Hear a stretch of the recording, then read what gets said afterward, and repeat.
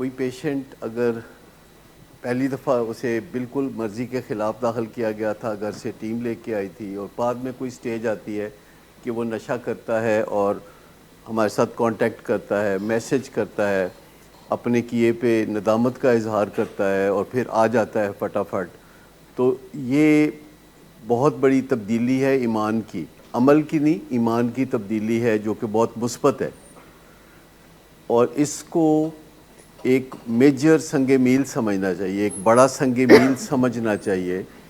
پر اس کا مطلب یہ نہیں کہ اگر کسی کا پختہ ارادہ ہو گیا ہے نشہ چھوڑنے کا تو اب اور کچھ کرنے کی ضرورت نہیں، ارادہ کافی ہے، بالکل تو ایسا نہیں، ایسا صرف 4% لوگوں میں پایا جاتا ہے جو کہ ایڈکشن میں نہیں ہوتے۔ نارملی یہ وہ پہلا سنگ میل ہے جو عبور کرنا ہوتا ہے، اور جو ہم انڈور ٹریٹمنٹ میں پیشنٹ کو لاتے ہیں اس کی مرضی کے خلاف، اس کے گھر والوں کی تکلیفوں کو دیکھتے ہوئے، تو اس کا مقصد ایمان کی یہی وہ پہلی تبدیلی ہے کہ 100 دن کے علاج میں اسے اس قابل ہو جانا چاہیے کہ وہ ایمان کی تبدیلی اس کے اندر آ جائے اور وہ اپنے مستقبل کے بارے میں نئی پلاننگ شروع کر دے، سوچ بچار شروع کر دے، اپنے نظریات میں تبدیلیاں لائے، سرنڈر کرے، اور اگر اس میں کوئی کمی کمزوری ہو تو جو 100 دن آؤٹ ڈور کے ہیں اس میں باقی کا رہا سہا کام کیا جاتا ہے، اور پھر آگے سیکھنے کا کام پھر چلتا رہتا ہے، کیونکہ ریکوری ماڈل شروع ہوتا ہے، یہ ختم نہیں ہوتا۔ اس میں اس ماڈل کے اندر بات موجود ہے کہ آپ پروگرس کرتے ہیں، پرفیکٹ نہیں ہوتے، اور پروگرس آپ اتنی کرتے ہیں جتنی کبھی آپ نے سوچا بھی نہیں ہوتا۔ ویسے آپ پرفیکٹ کا سوچتے رہتے ہیں، لیکن اصل چیز پروگرس ہے جس کا نہیں سوچتے، اور پروگرس آپ اتنی کرتے ہیں جتنا کہ کبھی آپ نے سوچا بھی نہیں ہوتا۔ اور یہ جو ماڈل ہے ٹریٹمنٹ کا، جسے فیملی سسٹم اپروچ کہتے ہیں، فیملی سسٹم اپروچ، یا جسے ہم بعض اوقات کہتے ہیں کہ اٹ ٹیکس اے فیملی، یعنی پوری فیملی کے اوپر کام کرنا پڑتا ہے۔ اگرچہ جب فیملی والے ہمارے ساتھ پہلا رابطہ کرتے ہیں تو ان کے وہم و گمان میں بھی نہیں ہوتا کہ ان کو بھی شامل کیا جائے گا، اور بعض لوگ تو جو ہی ان کو پہلی فرصت میں پتہ چلتا ہے کہ ان کو بھی بیچ میں حصہ لینا پڑے گا تو کہتے ہیں نہ مینوں نہیں، میرا کوئی قصور نہیں، تو وہ اس طرح کی بات سوچتے ہیں۔ میرے پاس ٹائم نہیں ہے، جو میرے پہ آپ نے ٹائم ویسٹ کرنا ہے وہ نا، وہ اسی اس پہ پہ کریں۔ کریں، اس کے 4 سیشن اچھا، اور لے ایسا لیں۔ ہو نہیں سکتا۔ فیملی سسٹم اپروچ میں آپ یوں سمجھیں کہ ہم باقاعدہ ایک ذائچہ بناتے ہیں جو کہ آپ کے سامنے نہیں آتا۔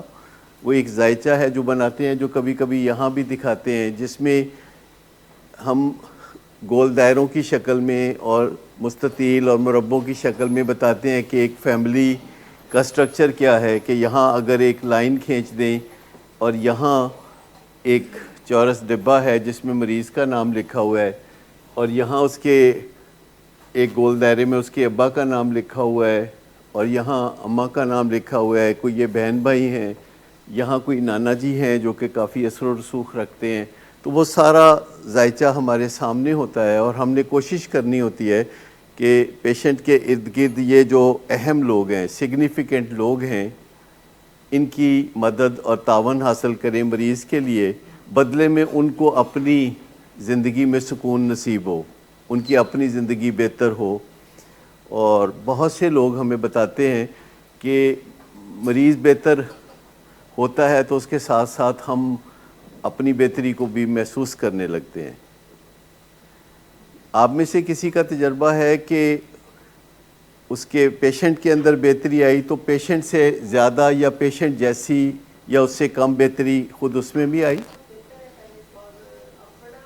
اصل میں ایک بات ضرور جاننی چاہیے جس کی ہیلنگ فیملی کو چاہیے، اور وہ یہ ہوتی ہے کہ فیملی کا جو ریلیشن شپ ہے اپنے لوڈ ون سے، وہ لو ہیٹ ریلیشن شپ ہوتا ہے، وہ صرف محبت کا رشتہ نہیں ہوتا، اس میں بیچ میں نفرت کی آلودگی اور نفرت کی علائش بھی شامل ہو جاتی ہے، اور وہ لو ہیٹ ریلیشن شپ ہوتا ہے، اور کبھی ہم دیکھتے ہیں کہ وہ سورج مکھی کے پھول کی طرف ایک دوسرے پہ نظریں جمائے ہوئے ہیں، کبھی ہم ان کے محبت کے مظاہرے دیکھتے ہیں، ان کے صدقے باری جانے کے مظاہرے دیکھتے ہیں، جیسے سورج مکھی کا پھول ہمیشہ اپنی نظر سورج کی طرف رکھتا ہے، تو کبھی ہم یہ دیکھتے ہیں. اور کبھی ہم دیکھتے ہیں کہ رات کی تاریکی میں جیسے سمندر میں دو جہاز ایک دوسرے کے قریب سے گزر کے اپوزٹ ڈائریکشن میں جا رہے ہیں اور فاصلے پیدا کر رہے ہیں.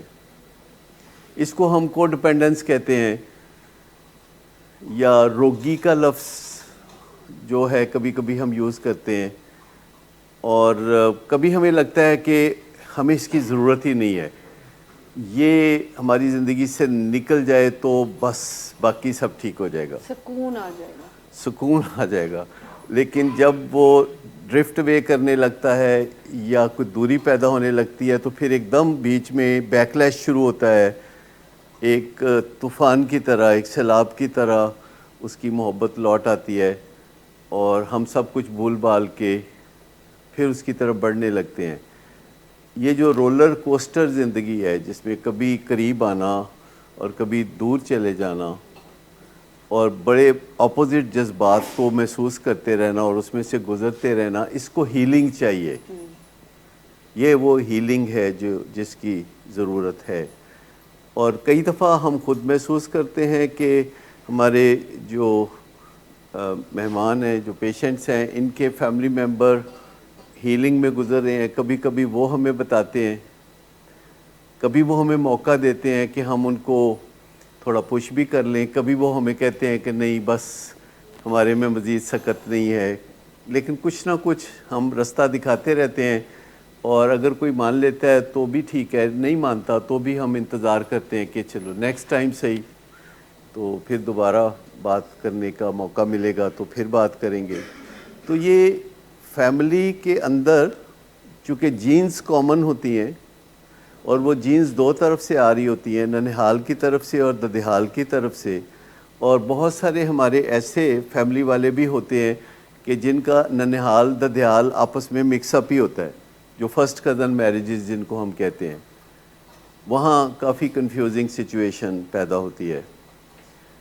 اور جہاں ہمارے پیشنٹس کے مسئلے ہوتے ہیں تو ان کے گھر میں اور بھی مسئلے ہوتے ہیں. جو زیادہ تر مسئلہ ہمیں دیکھنے میں ملتا ہے وہ ان کے ماں باپ کا آپس میں کوئی تال میل اچھا نہیں ہوتا، وہ آپس کی زندگی کو انجوائے نہیں کر رہے ہوتے، وہ بس اکٹھے رہ رہے ہوتے ہیں بچوں کی خاطر یا گھر کی خاطر، وہ اپنی لائف کو انجوائے نہیں کر رہے ہوتے. بچے کی محبت میں وہ کوشش کر رہے ہوتے ہیں اور مل کے آنا جانا شروع کرتے ہیں. تو اس پہ بھی ہم کام کرتے ہیں، کیونکہ ایکچولی آپ لوگ بھی سمجھتے ہیں، شاید اور لوگ بھی سمجھتے ہوں کہ ہماری ذمہ داریاں صرف پیشنٹ تک محدود ہیں. تو ایسا نہیں ہے، ہماری ذمہ داریاں پوری فیملی تک ہیں، اگرچہ ہم شروع میں اس کا ذکر نہیں کرتے. ہماری ذمہ داریاں فیملی کے بھرپور سٹرکچر کے اندر ہیں، کیونکہ اس کی مدد کے بغیر ہم اپنے مریض کے اندر کوئی خاطر خواہ تبدیلی نہیں لا سکتے. اور ہمارے لیے تھوڑا مشکل بھی ہوتا ہے فیملی کو بتانا کہ آپ کو کس قدر اس میں حصہ لینا پڑے گا، اور شروع میں آپ ریزسٹ بھی کرتے ہیں. تو ہمارا کام ہے کہ جب آپ ریزسٹ کرتے ہیں تو ہم پھر فورس نہیں کرتے، ہم تھوڑا تھوڑا ذکر کرتے رہتے ہیں، اور کبھی نہ کبھی یکدم پھر آپ کے دل کو کوئی بات لگتی ہے اور آپ پھر میرے پاس آتے ہیں یا کسی پروفیشنل کے پاس جاتے ہیں. میں آپ کو بتاؤں کہ آج کے زمانے میں تکلیف اٹھانے کی کوئی ضرورت نہیں ہے. مطلب اتنی انوینشنز ہو چکی ہیں. اگر آپ کی زندگی میں ٹریولنگ کے پوائنٹ آف ویو سے، کمیونیکیشن کے پوائنٹ آف ویو سے آپ دیکھیں، آپ بہت ساری ایجادات کے عین اندر ایک مزیدار زندگی گزارتے ہیں، جیسا کہ 100 سال پہلے بالکل ممکن نہیں تھا، جسٹ 100 سال پہلے ممکن نہیں تھا. اور اسی طرح 100 سال پہلے یہ ممکن نہیں تھا کہ آپ کی جو الجھنیں ہیں ان کو تیزی سے سلجھایا جا سکے. جبکہ آپ حیران ہو جاتے ہوں گے کبھی کبھی کہ آپ کو ایسے ٹپس بتائے جاتے ہیں جن سے اگلے 2-4 دن میں آپ کو ایک تبدیلی سامنے نظر آنے لگتی ہے اپنے گھر میں. تو کیا آپ اس بات کا برا محسوس کرتے ہیں جب ہم آپ سے بھی بات کرنا چاہتے ہیں اس حوالے سے جس حوالے سے آپ کا لوڈ ون ہمارے پاس آتا ہے، جب ہم آپ کو بھی بیچ میں شامل تفتیش کرتے ہیں تو اپنی ذہانت کو اپنے حق میں استعمال کرنا بہت بہتر ہے۔ ایک اور بات جو فیملیز کو میں کہتا ہوں کہ آپ کو اپنی محبت کو جاری رکھنے کی ضرورت ہے اور اپنی نفرت کو ایلیمینیٹ کرنے کی ضرورت ہے۔ نفرت آپ کے کام کی چیز نہیں ہے، اس سے آپ کا کچھ نہیں سنورنے والا۔ اگر آپ کا خیال ہے کہ نفرت یا بے عزتی سے کوئی مسئلہ حل ہوگا تو آپ نے کافی تجربہ کر لیا اس کا۔ نفرت یا بے عزتی سے مسئلہ حل نہیں ہوگا۔ اور جب ہم یہ کہتے ہیں کہ محبت کریں تو ہم یہ نہیں کہتے کہ بات مانیں۔ بات ماننے میں اور محبت کرنے میں بہت فرق ہوتا ہے۔ آپ کے لیے مسئلہ یہ پیدا ہوتا ہے کہ جب آپ محبت کا اظہار کرتے پھر نہ نہیں ہوتی۔ مطلب ایسے مظاہرے میں نے دیکھے ہیں کہ لوگ کہتے ہیں کہ ان سے نہ نہیں ہوتی اور ان کی زندگی اجیرن ہو جاتی ہے کہ وہ نہ نہیں کرتے تو دوسرے ان کی زندگی بہت پریشانی میں ڈال دیتے ہیں۔ یہ ایک انسانی فطری کمزوری ہے جسے پیپل پلیزنگ کہتے ہیں۔ پیپل پلیزنگ کہ لوگوں کو خوش کرنے کی ایک ایسی تمنا جو حد سے بڑی ہوئی ہو اور اس کے لیے خود سے تکلیف اٹھانا بہت اچھی بات سمجھی جاتی ہے، شہید وفا سمجھا جاتا ہے، ثواب کا کام سمجھا جاتا ہے۔ مجھے کل پرسوں بڑے دلچسپ معاملات کا پتہ چلا۔ ہمارے پیشنٹس یہاں ایک فیملی سٹائل میں رہتے ہیں اور وہ ایک دوسرے سے بعض اوقات بہنوں بھائیوں کی طرح ہی رشتہ محسوس کرتے ہیں، لیکن اس رشتے میں جب وہ ایک دوسرے کو تکلیف دیتے ہیں تو ہم اس کو الاؤ نہیں کر سکتے۔ ہم قطعی طور پر اس کو الاؤ نہیں کرتے کہ وہ تکلیف دے، پر ہمیں پتہ چلتا ہے ان کے ذریعے کہ ان کے گھر میں جب وہ اپنے بہن بھائیوں کو ویسے تکلیف دیتے تھے تو ان کے ماں باپ الاؤ کر دیتے تھے۔ so normal for them. It was so normal for them کہ وہ الاؤ کر دیتے تھے۔ یعنی کوئی بھائی اپنے چھوٹے بھائی کو تکلیف دے یا مارے یا چونڈی کاٹے اور وہ باں باں کرتا ہوا بلکتا ہوا نظر آئے تو ماں کہتے خیر ہے دے نال پیار وددا ہے۔ بڑا بھائی چونڈیاں کھاندا رہے کوئی گل نہیں، پیار ہے، چھوٹا بھرا جو ہے۔ تو اسی طرح کا پیار ہمارے بھائی بہت بڑھاتے رہتے ہیں یہاں۔ تو جب میں نے ان کو کہا کہ آپ دوسرے پیشنٹس کو یہ جو چونڈی کاٹتے ہیں جس سے ان کے جسم پہ نشان پڑ جاتے ہیں، اور میں نے دوسرے پیشنٹ سے کہا تو انہوں نے کیا کوئی گل نہیں چھوٹا بھرا ہے ساڈا۔ تو جب میں نے کہا کہ یہ جو آپ چونڈی کاٹتے ہیں یہ نہ کیا کریں، یہ بہت بری حرکت ہے، تو وہ اتنی حیرت سے انہوں نے میری طرف دیکھا کہ مجھے لگا کہ پتہ نہیں میں ہی غلط ہوں۔ یعنی بعض اوقات انسان کا کسی غلط نظریے پہ اتنا عقیدہ ہوتا ہے، یہ چیز آپ کے لیے زندگی میں بہت نقصان دہ ہو سکتی ہے تکلیف کو کہ سہنے والے بن آپ جائیں۔ تکلیف کو برداشت کریں محض اس لیے کہ رشتے کوئی خوش رہے بھائی چارہ۔ یہ کوئی بھائی چارہ نہیں ہے، یہ کوئی محبت کی بات نہیں ہے۔ ویسے خاوند اپنی بیویوں کو مارنے پیٹنے کے بعد یہ کہتے ہیں پیار بھی دے کرنا نا تیرے نال، کہ بیویاں جب خاوند کے منہ سے سنتی ہیں نا کہ یہ مجھ سے پیار کرتا ہے تو وہ کہتی ہے کوئی بات نہیں، اگر مہینے میں پٹائی بھی کر دے 2-4 دفعہ تو خیر ہے، not a big deal. Not a big deal. یعنی انسان کا ذہن بعض اوقات ایسی چیزوں کو تسلیم کرنے لگتا ہے۔ میں نے اپنے کانوں سے سنا ہے خواتین کہتی ہیں کہ چل گالا کٹ دے تے کھانوں بھی تے دیندا ہے، خیال بہت رکھتا ہے۔ دل کا بہت اچھا ہے، پٹائی کرتا رہتا ہے لیکن دل کا بہت اچھا ہے۔ بھئی یہ کون سا دل کا اچھا ہوتا ہے جو کہ پٹائی کرتا ہے؟ لیکن جو آپ ہیں آپ ہی کنجی ہیں، اصل میں اپنی زندگی کی کنجی آپ کے ہاتھ میں ہے۔ ہم صرف آپ کو بتاتے رہتے ہیں کہ آپ کی کنجی آپ کے ہاتھ میں ہے، کنجی تو آپ ہی کے ہاتھ میں ہے۔ جب تک آپ نہیں بدلنا چاہیں گے ہم کچھ کر نہیں سکتے، پر ہم انتظار تو کر سکتے ہیں اور مستحکم رہ کے انتظار کرتے ہیں، کیونکہ ہم نے دیکھا ہے کہ بہت ساری موٹیویشن انسان کے اندر ہوتی ہے اور بہت ساری موٹیویشن انسان کو باہر سے بھی ملتی ہے. اس چیز کے اوپر بھی ذرا توجہ اچھے طریقے سے رہنی چاہیے. ایک اور بات میں موقع دیکھ کے بتانا چاہوں گا کہ پچھلے دنوں یہ رجحان کچھ بہتر ہوا ہے جس سے مجھے بڑی خوشی ہوئی کہ اگر کسی پیشنٹ نے غلطی کی تو وہ بھاگ کے آیا. یعنی یہ سوچنے جیسی بات ہے. بالکل. اس سے بڑی بات ہو نہیں سکتی ہمارے لیے کہ کسی بندے کو پتہ چل گیا کہ میں گڑبڑ کر بیٹھا ہوں اور اب مجھے اس کے لیے 2-3 راستے ہیں میرے سامنے، تو اس میں سے بہترین راستہ کیا ہے. اور آہستہ آہستہ پھر بھروسہ بڑھنے لگتا ہے.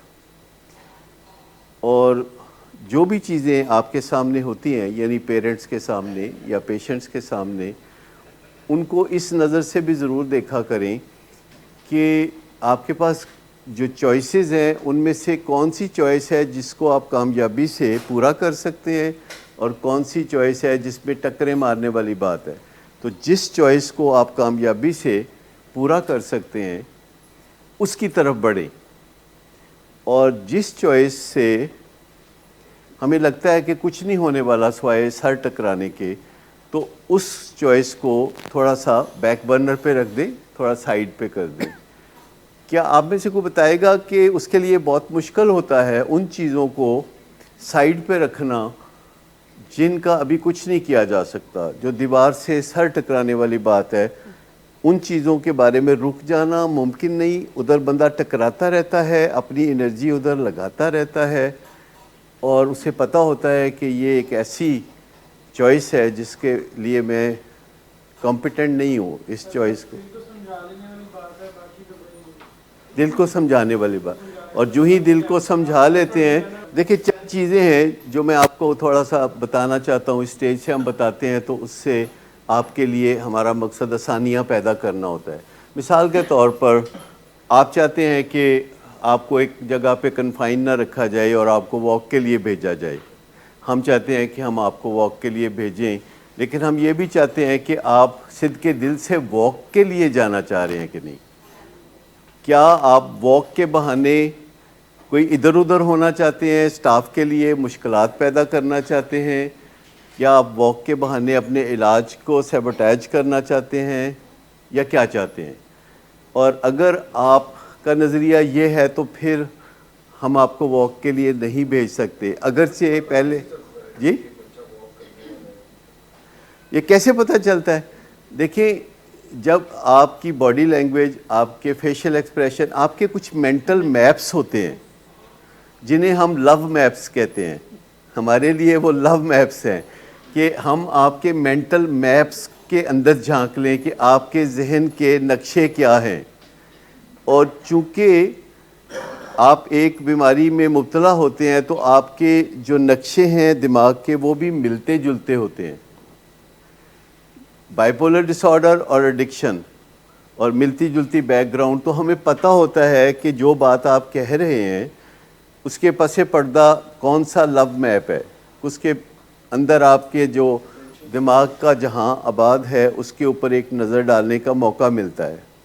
لیکن اگر آپ واک کرنے کے لیے جانا چاہتے ہیں تو 4-5 ٹپس ہیں جو میں آپ کو بتا سکتا ہوں کہ آپ کا ہمارے جو سٹاف ہے جو بہت زیادہ مشکل ڈیوٹی دیتا ہے اس کے ساتھ رسپیکٹفل ہونا ضروری ہے.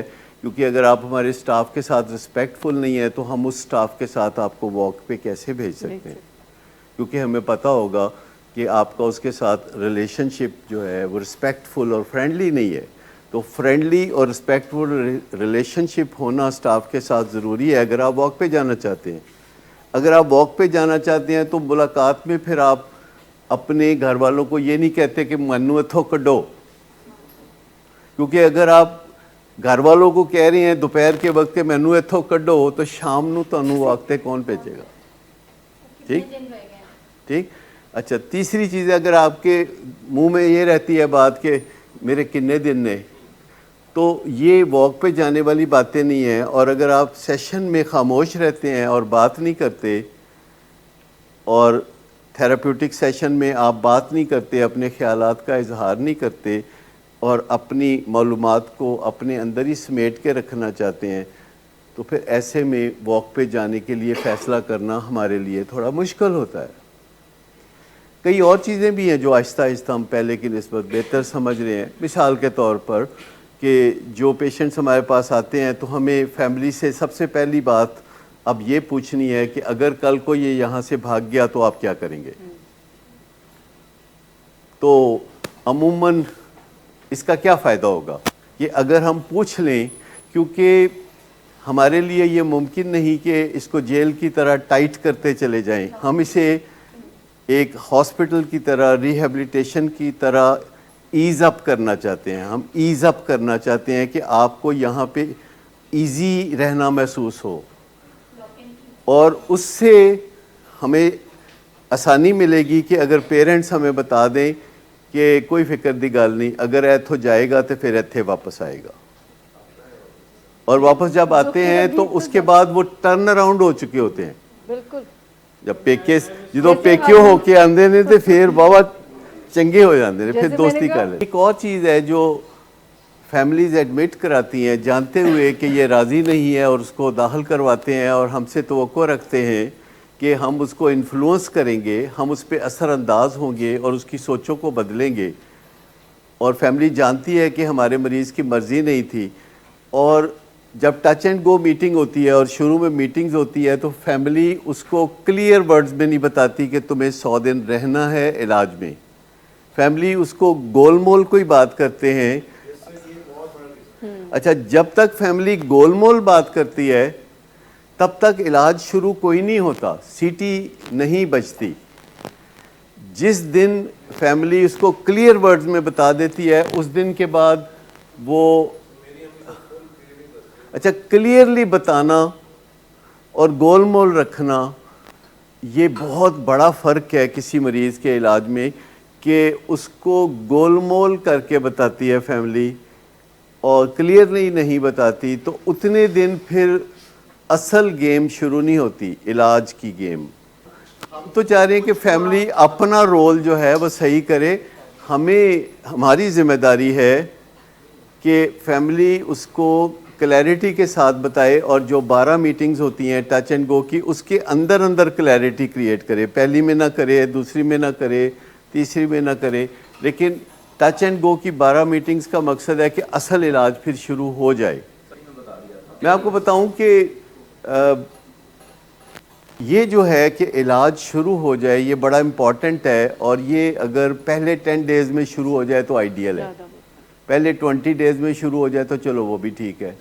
لیکن اگر آگے چلتا رہے معاملہ تو یوزولی جو پیشنٹس پھر سیٹل نہیں ہوتے تو پھر ان کا علاج بعض اوقات ایکسٹینڈ کرنا پڑتا ہے، اور وہ ہم کبھی نہیں چاہتے. وہ ہمارا پرسنل فیلئر ہے جسے ہم نہیں چاہتے کرنا. یعنی میں آپ کی بات سے جو سمجھاؤں وہ یہ ہے کہ جو بات زیادہ دنوں میں سمجھائی جا سکتی ہے وہ تھوڑے دنوں میں بھی سمجھائی جا سکتی ہے.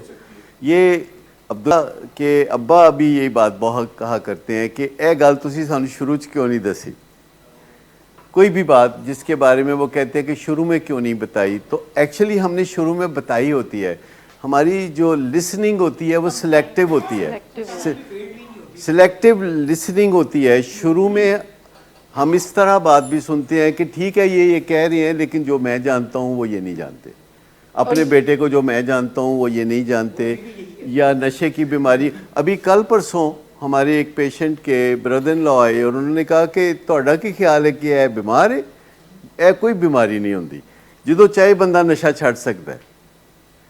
تو وہ آ کے محسن صاحب سے یہ بات کر رہے تھے اور میں بھی قریب ہی کھڑا تھا اور میں سن رہا تھا، اور محسن صاحب انہیں سمجھانے کی کوشش کر رہے تھے اور وہ نہ سمجھنے کی کوشش کر رہے تھے. تو اس طریقے سے بہت سارا وقت بھی ضائع ہوتا ہے. تو لیکن ہمارا فرض ہے کہ اس پہ جٹری نہ ہو، بے چین نہ ہو اور تل نہ جائیں. ہمارا مقصد اگر ہم تل جائیں تو اس کا مطلب ہے کہ ہماری اپنی ذہنی صحت متاثر ہونا شروع ہو جائے گی. انرجی ڈرین ہوگا. ہمیں رکھنا پڑے گا ایک پہلو کہ اتنی بات کرنی ہے، اتنی لاجک دینی ہے، اتنا کنونس کرنا ہے، اور اس کے بعد مزید ٹرائی نہیں کرنی. میں آپ کو بتاؤں کہ یہ دنیا میں تجربے سارے ہو گزرے ہیں. سب سے پہلے تجربے ہو گزرے ہیں اور اس میں مشکل پیدا ہوتی ہے کیونکہ یہاں اس ہال میں بیٹھ کے جب ہم باتیں کر رہے ہوتے ہیں تو بہت ساری باتیں آپ ایک دوسرے سے سیکھ رہے ہوتے ہیں، نئے والے پرانے سے سیکھتے ہیں، اور جو بات وہ سیکھتے ہیں نا پرانے والے سے، وہ بات ہم سکھا ہی نہیں سکتے، اسے گزرے ہوئے ہوتے ہیں۔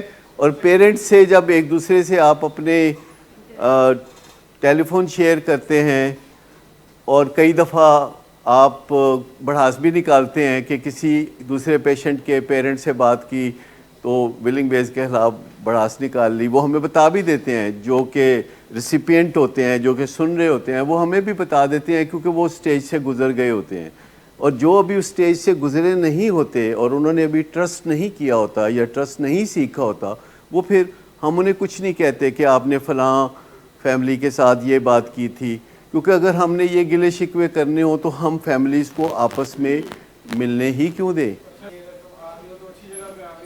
اچھا، وہ ساری چیزیں جو ہے وہ ہم پچھلے 45 سال میں تجربے کر کر کے یہاں تک پہنچے ہیں، تو جو چیز ورک کرتی ہے اس کو ہم جاری رکھتے ہیں، جو چیز ورک نہیں کرتی اس کو ہم چھوڑ دیتے ہیں۔ جیسے ریسنٹلی ہم نے ایک پالیسی کی ہے کہ جو موبائل فون کے بارے میں جو پالیسی ہے وہ اس کے اندر ہم نے بہت ساری ایسی تبدیلیاں اب لائے ہیں جو کہ پیشنٹس ویلکم کریں گے، کہ موبائل فون کے بارے میں پالیسی تھی کہ اس کو بالکل موبائل فون نہ دیں، سے ہم اس پہ آ گئے ہیں کہ صبح 8 بجے دے دیں، شام 6 بجے لے لیں، یا اس طریقے سے کوئی نہ کوئی ایسی تبدیلیاں۔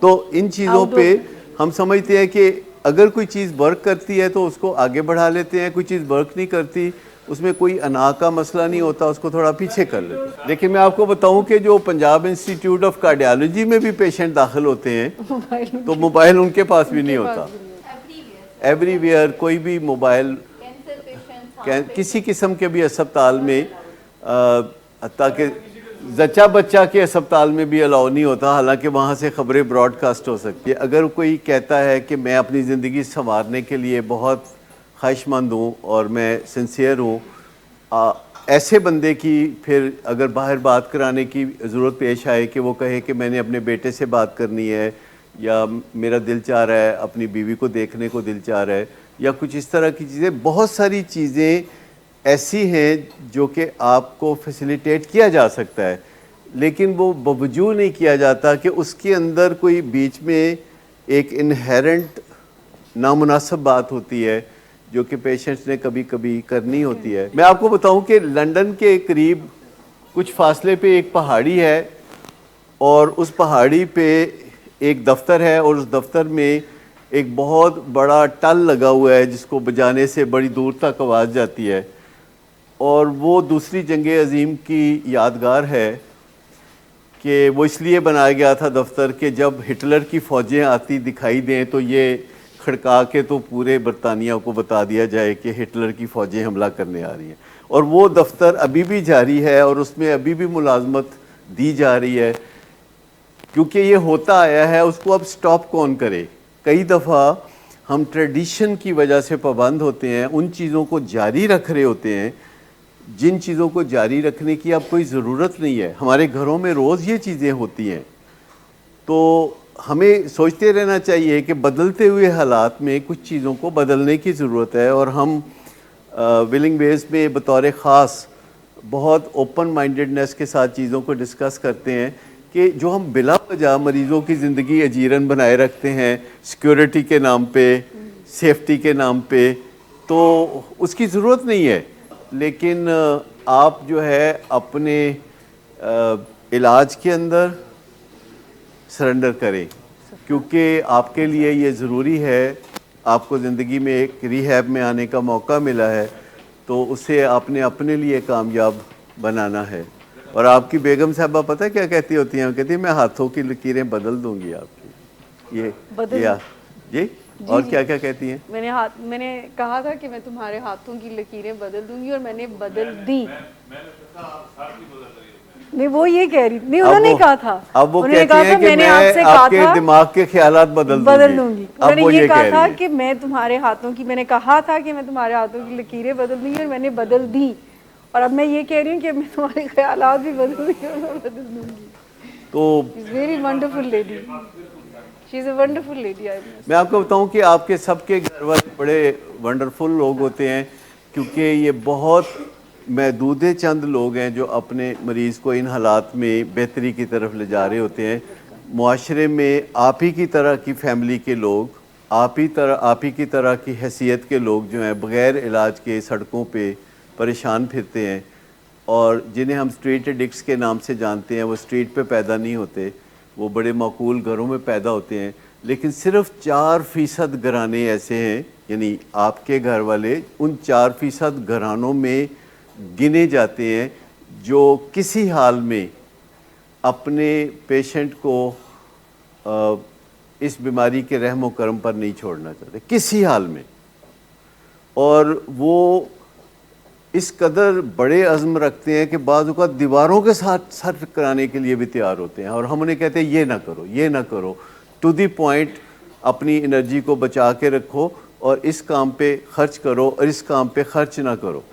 تو بائیپولر ڈس آرڈر انہیریٹنس میں نہیں ہوتا، بائیپولر انہیریٹنس میں ہوتا ہے، ڈس آرڈر انہیریٹنس میں نہیں ہوتا۔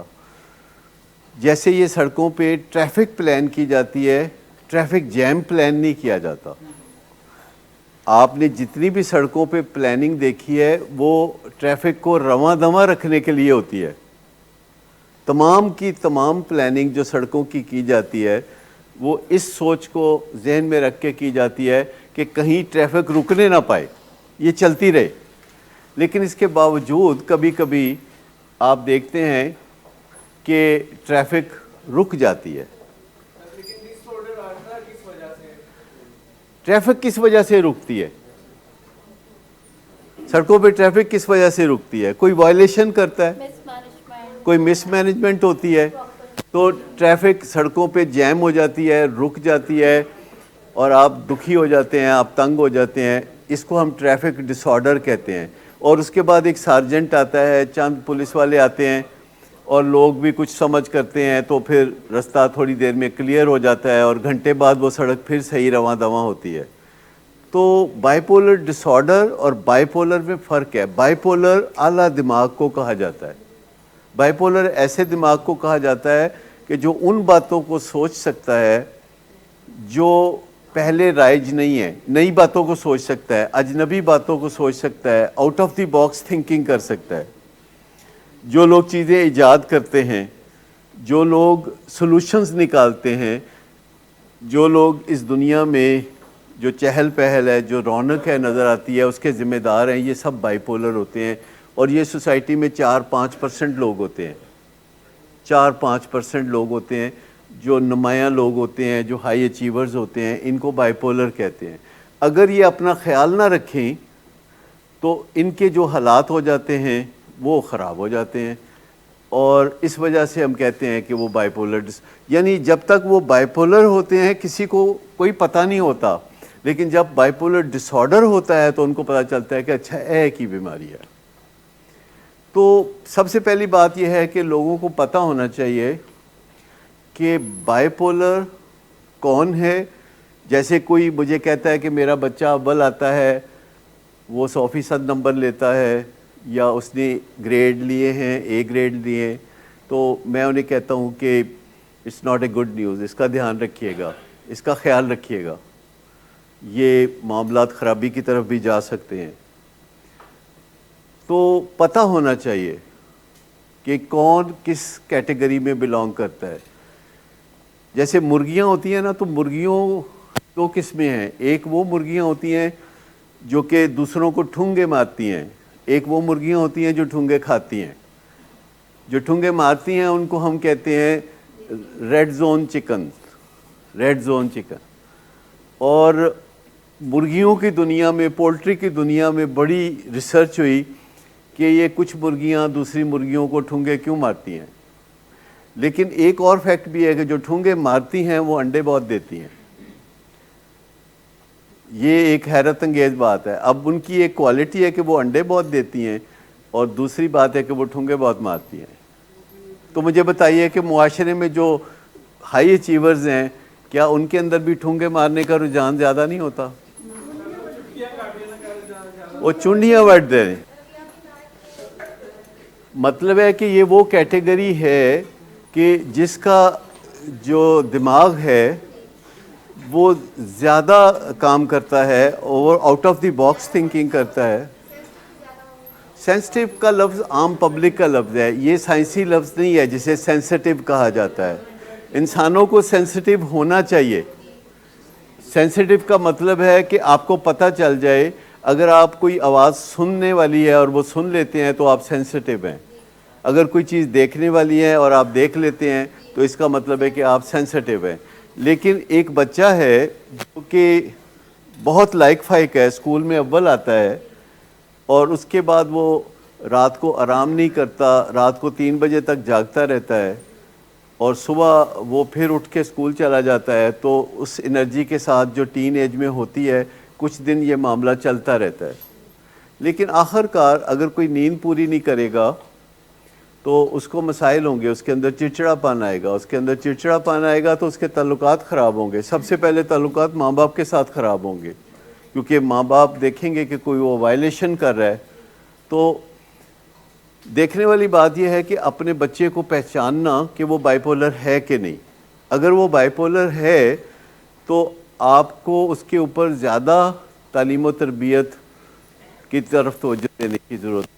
ایسا تو عام لوگ ہوتے ہیں, ہر گھر میں بچے ہوتے ہیں, ایک ہی گھر میں بچے ہوتے ہیں, کیونکہ بچوں کی جو جینز ہیں ننہال اور ددھیال سے آ رہی ہوتی ہیں اور وہ ایک دوسرے سے مماثلت نہیں بھی رکھتی. تو کئی بچے ہیں کہ وہ بہت برا مناتے ہیں, کئی بچے برا نہیں. یہ سینسٹیوٹی یعنی یہ کہنا کہ فلاں بہت حساس ہے, فلاں بہت سینسٹیو ہے, ایسا تو ہونا ہی چاہیے. ہر ایک کو سینسٹیو. مجھے یہ بتائیے کہ جو سونار کا ترازو ہوتا ہے وہ سینسٹیو ہوتا ہے, باقی کسی لکڑی کے ٹال کا جو ترازو ہوتا ہے وہ سینسٹیو نہیں ہوتا. اس میں 2-4 کلو ادھر ادھر بھی ہو جائے تو کوئی فرق نہیں پڑتا.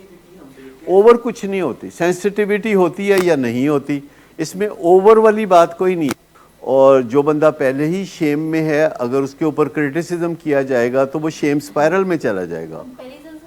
یہ ڈیپینڈ کرتا ہے کہ کسی کی پرورش ایسے ماحول میں ہوئی ہے جہاں بےزتی ہوتی ہے, یا کسی کی پرورش ایسے ماحول میں ہوئی ہے جہاں عزت افزائی ہوتی ہے, جہاں آپ بات چیت کرتے ہیں, جو ہم عام طور پر یہاں سب کچھ بار بار بات بتاتے رہتے ہیں کہ جب آپ آپس میں بات چیت کرتے ہیں اور کہیں گلا شکوہ ہوتا ہے, کوئی آپ رنج کا اظہار کرتے ہیں یا سرزنش کرتے ہیں یا ڈانٹتے ہیں, تو آپ کا جو سامنے پیارا ہے اس کے موڈ پہ برے اثرات آپ کو نظر آنے لگتے ہیں. اور آپ اس کے چہرے کے اوپر اگر غور کریں تو جو اس کے اوپر برے اثرات ہیں ان کو آپ گیج کرتے رہیں اور اس پوائنٹ کو سمجھ لیں کہ جہاں اب آپ نے مزید کوئی ایسی بات نہیں کرنی جو کہ اس کو بری لگے, نمبر 1. پلس جتنا کا آپ نے اس کا مورائل ڈاؤن کیا ہے یا جتنا اس کو رنج پہنچایا ہے, ایک جائز بات کر کے بھی اس کو انڈو کرنا ہے. اور وہ زیادہ مشکل نہیں ہے, کیونکہ اگر آپ 1 منٹ کے نظریے کو ذہن میں رکھیں کہ آپ نے کسی پہ آدھے منٹ سے زیادہ تنقید نہیں کرنی, آدھے منٹ سے زیادہ کسی کے ساتھ گلا شکوہ نہیں کرنا, آدھے منٹ سے زیادہ تجزیہ نہیں کرنا کسی کا, کیونکہ یہ آدھا منٹ بہت ہوتا ہے. اور اس کے بعد آپ نے جذبات بتانے ہیں اور پھر آپ نے رک جانا ہے اور جذباتی یو ٹرن لینا ہے, اور آپ نے بتانا ہے کہ اس ایک بات کے علاوہ, اس ایک شکایت کے علاوہ یا اس ایک گلے شکوے کے علاوہ اور کوئی مسئلہ نہیں. پھر ریٹریٹ کرنا ہے کہ آپ کے ساتھ میرا جو رشتہ ہے باپ بیٹے کا یا بھائی کا یا بیوی کا یا خاوند کا, آپ نے بتانا ہے کہ تم میرے پیارے بیٹے ہو, میرا اثاثہ ہو, اور میں تمہیں بہت پیار کرتا ہوں. اور یہی کرتے کرتے آپ کندھے پہ ہاتھ رکھ کے ذرا اپنی طرف کرتے ہیں اور آپ اسے گلے لگا لیتے ہیں. تو وہ جو پہلے 30 سیکنڈ میں آپ نے کہا تھا کہ آپ نے کہا تھا کہ میں 8 بجے گھر آ جاؤں گا اور اب آپ 12 بجے گھر آئیں, تو یہ مجھے بہت برا لگا ہے, یہ چیز مجھے بڑی تکلیف دیتی ہے. تو اس سے اگلے کا جو مورائل ڈاؤن ہوا تھا تو باقی کے آدھے منٹ میں وہ مورائل ٹھیک ہو جائے گا. لیکن اگر آپ اپنی بات کر کے دروازے سے باہر نکل جاتے ہیں اور بیٹا اپنے کمرے میں چلا جاتا ہے, اور صبح ناشتے پہ آپ دونوں کی کوشش ہوگی کہ ایک دوسرے کا سامنا نہ ہو, دوریاں بڑھیں گی اور گھروں میں لوگ بعض اوقات کمرے سے نکلتے ہیں تو دیکھ لیتے ہیں کہ کوئی کوریڈور میں تو نہیں ہے، کوئی بھائی یا والد یا والدہ یا کوئی رشتہ دار، اور وہ دیکھ بھال کے تو زیادہ تر وہ ان کو کام ملازموں سے ہی پڑتا ہے، کیونکہ ان گھروں میں آپ کو ملازم ناشتہ دیتے ہیں یا ملازم کپڑے استری کر کے دیتے ہیں یا آپ کی ضرورتیں پوری کرتے ہیں جو ذرا ویل آف گھرانے ہوتے ہیں۔ تو جہاں 2 4 6 ملازم ہوں اور گھر کے افراد 1 2 ہوں، وہاں ایک دوسرے کے ساتھ ملاقات کی کوئی خاص ضرورت محسوس نہیں ہوتی، لیکن ہماری جذباتی محتاجی ہماری ہر قسم کی محتاجیاں کم ہو سکتی ہیں اور ہوتی ہیں، لیکن جذباتی محتاجی ہماری کم نہیں ہوتی، وہ بڑھتی چلی جاتی ہے، قدرت کا قانون ہے۔ اور ہمیں یاد رکھنا چاہیے کہ ہماری جذباتی محتاجی والدین کے ساتھ اور بیوی بچوں کے ساتھ کافی زیادہ ہوتی ہے، چاہے ہم امیر ہو جائیں، چاہے ہم بہت مشہور ہو جائیں، چاہے ہم بہت عزت کے ڈنکے بجائیں، چاہے ہم مسکولرلی بہت طاقتور ہوں، چاہے ہمارے پاس بہت اسلحہ ہو، لیکن جذباتی محتاجی جو ہے وہ ہوتی ہے، اور اس کو ہم اکنالج نہیں کرتے۔ آہستہ آہستہ ہم چاہتے ہیں کہ ہمیں بن مانگے ہماری جذباتی ضروریات مل جائیں، لیکن ایسا ہوتا نہیں۔ بعض اوقات ہمیں اپنی جذباتی ضروریات کا اظہار کرنا پڑتا ہے۔ مجھے بتائیے کتنے میاں بیوی ہیں جو شادی کے 10 سال کے بعد ایک دوسرے سے کہہ سکتے ہیں کہ مجھے آپ کی توجہ کی آج بہت زیادہ ضرورت ہے، صرف یہ سادہ سا فکرہ کہ آج مجھے بہت زیادہ توجہ۔ اچھی بات ہے، بہت اچھی بات ہے، لیکن یہ مشکل بات ہے بہت سارے خامد خاص طور پر، کیونکہ معاشرہ خامد کو اجازت نہیں دیتا کہ تم بیوی کے ساتھ کوئی ہاتھ پھیلاؤ۔ معاشرہ بیوی کو اپریشیٹ کرتا ہے اسی بات پہ، خامد کو ڈیپریشیٹ کرتا ہے۔ یہ کوشش اس لیے ہوتی ہے کہ اس کی انا بیچ میں ہے یا کلچر اس کو اجازت نہیں دیتا، لیکن کتنے دن کے بعد خامد کو ایک دن خیال ہوگا کہ مجھے آج اپنی بیوی کی محبت، شفقت یا جذباتی لگاؤ چاہیے، کہیں نہ کہیں یہ موقع آ جائے گا نا۔